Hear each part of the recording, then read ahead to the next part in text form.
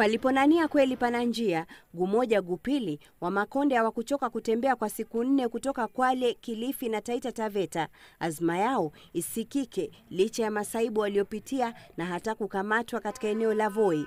Kwa miaka 69 hawakuwa na kwao, kwani walitolewa nchini Mozambique na kuletwa humu nchini na wakoloni kufanya kazi kwenye mashamba ya makonge na sukari.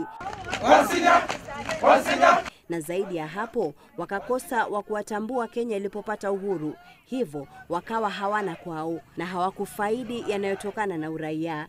Wazungu walipoondoka wakawaacha babu zetu wanateseka na tukabaki wanazaa kina baba mpaka tunakuwa sisi wajukuu.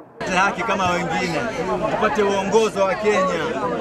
Kilele cha safari yao, jiji la Nairobi.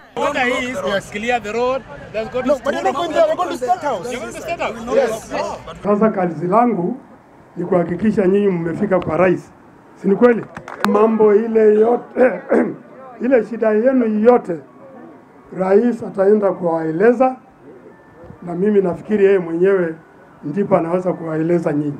Wakitamatisha safari yao Ikuluni na kutafuta sikio la rais, baraza la mawaziri likifanya kikao leo na kutoa afueni kwa jamii hiyo. Baraza la mawaziri likiafikia kusajiliwa kwao na kupewa nafasi ya kutafuta vitambulisho ili kushiriki yote wanayoshiriki wa Kenya. Baada ya kuidhinishwa kwa katiba mwaka 2010, sheria ya uraia na uhamiaji ilibadilishwa na kuruhusu kutolewa kwa vyeti vya uraia kwa wasiokuwa na makwao, japo kwa miaka 5 tu. Hata hivyo, uraia huo ungeongezwa kwa miaka 3 zaidi kwa idhini ya waziri wa uhamiaji. Hata hivyo, Wamakonde hawakufaidi sheria hiyo kwa sababu hawakuwa na vyeti ambavyo vinahitajika. Wamakonde ambao bado hawajaoana na Wakenya ili kupata vitambulisho wanakadiriwa kuwa 2470 nchini.